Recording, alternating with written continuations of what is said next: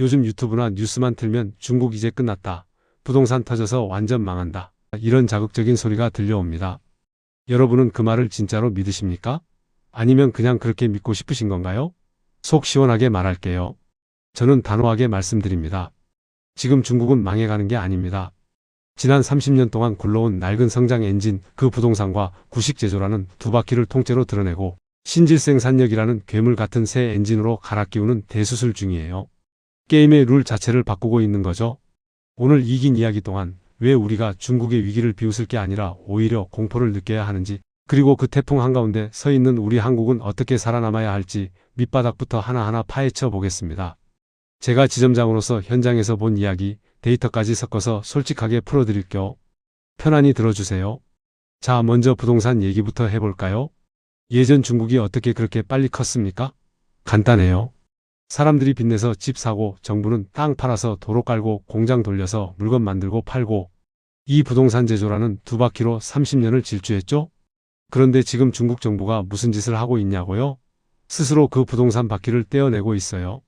중국 가계 자산의 70%가 아직도 부동산에 묶여 있답니다. 우리나라보다 훨씬 심하죠? 그런데 그 집값이 2021년부터 계속 떨어지고 있어요. 2025년에도 전국 신규 주택 판매가 10에서 14% 줄었고 2026년 들어서도 가격이 2에서 4% 더 떨어질 거라는 전망이 나와요. UBS나 골드만삭스 같은 데서도 부동산 위기가 2027년까지 이어질 수 있다고 하네요. 집값이 떨어지니 사람들이 지갑을 꽉 닫아요. 내 재산 가치가 줄었는데 뭐 사? 하면서요. 2026년 현재 중국 소비 증가율이 4%대까지 떨어졌어요. 14억 인구가 지갑을 닫아버린 거예요. 여기서 진짜 무서운 게 시작됩니다. 디플레이션의 공포죠. 내일은 오늘보다 더 싸질 텐데 왜 지금 사? 이런 심리가 퍼지면 소비가 얼어붙고 지방정부 세금도 안 거치고 부채가 산더미처럼 쌓여요. 기업들은 내수해서 물건이 안 팔려 재고가 창고에 가득 차죠? 앉아서 죽을까요? 아니죠. 살 길을 찾아야죠. 그 유일한 선택지가 바로 밖으로 밀어내기예요. 남는 물건을 전 세계로 쏟아내는 거예요.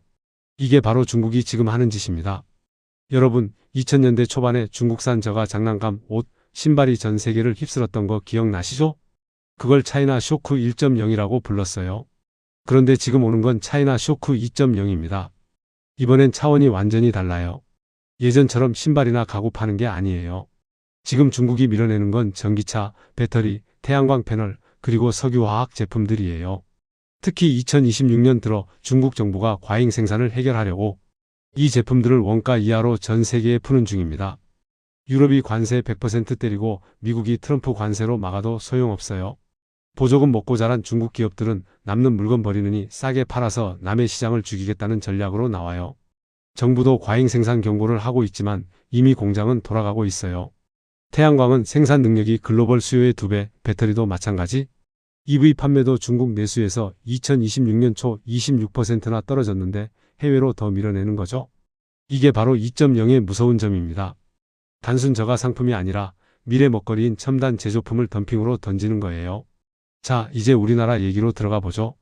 왜 한국이 특히 위험하냐면 우리는 구조적으로 중간재 파는 나라였기 때문이에요. 부품, 소재, 원료를 중국에 팔아서 먹고 살았거든요. 그런데 지금 그 생태계가 박살나고 있습니다. 가장 심각한 게 석유화학이에요. 한때는 우리 효자 산업이었죠. 우리가 원료 만들어 중국에 보내면 중국이 제품 만들어 팔았어요. 중국은 우리 최대 고객이었어요. 그런데 지금은요? 중국이 원유에서 바로 화학 제품을 뽑아내는 COTC라는 최신 설비를 대규모로 완공했어요. 2026년 현재 중국 에틸렌 자급률이 거의 100%에 육박합니다. 생산 능력이 2024년 5500만 톤에서 2028년까지 2500만 톤 더 늘어나요. 헝리, 저장 페트로케미컬, 셔농 같은 데서 COTC 플랜트가 40에서 45% 수율로 화학 제품을 뽑아내고 있어요. 이제 중국은 자기들 다 만들고 남는 건 전 세계에 덤핑으로 던집니다. 고객이었던 중국이 우리 기업들을 잡아먹는 포식자가 된 거예요. 결과는 처참하죠. 우리 LG화학, 롯데케미칼 공장들은 가동률 떨어지고 구조조정 들어갑니다.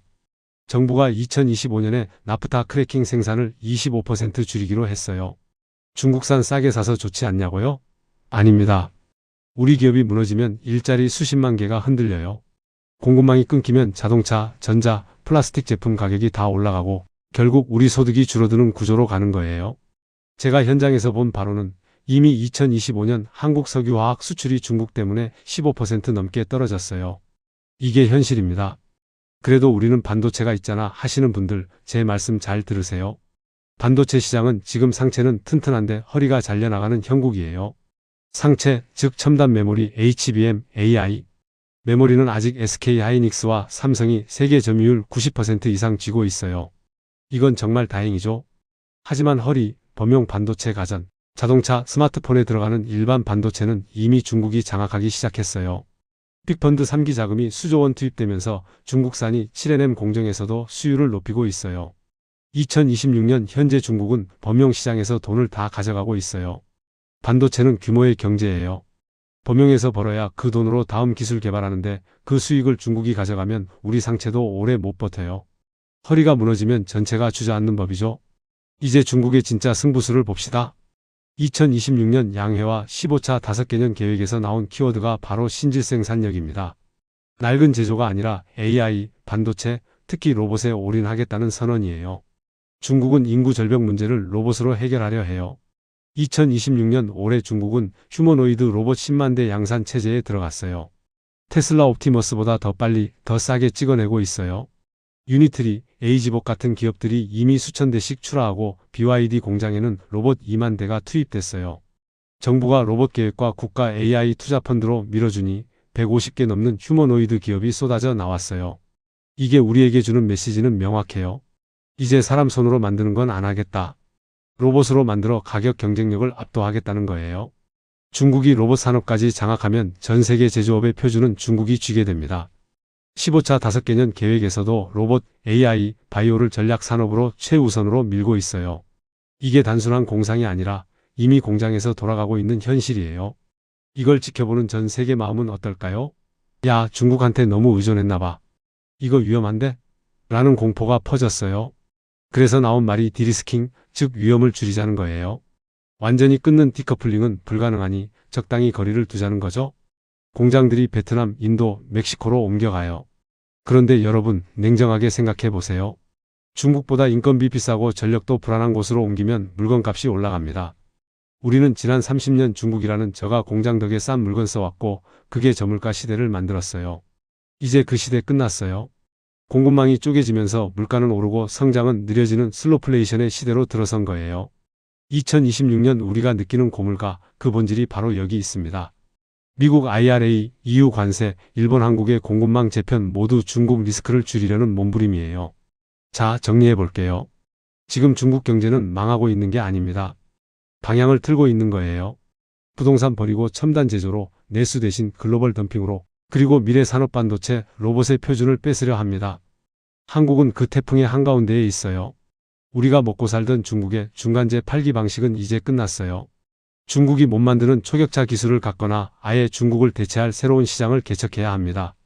단순히 중국산은 싸구려야 라고 비웃지 마세요. 그 싸구려가 우리 일자리를 뺏고 산업 뿌리를 흔들고 있어요. 지금은 비웃을 때가 아니라 우리의 체질을 어떻게 바꿀지 처절하게 고민해야 할 때예요.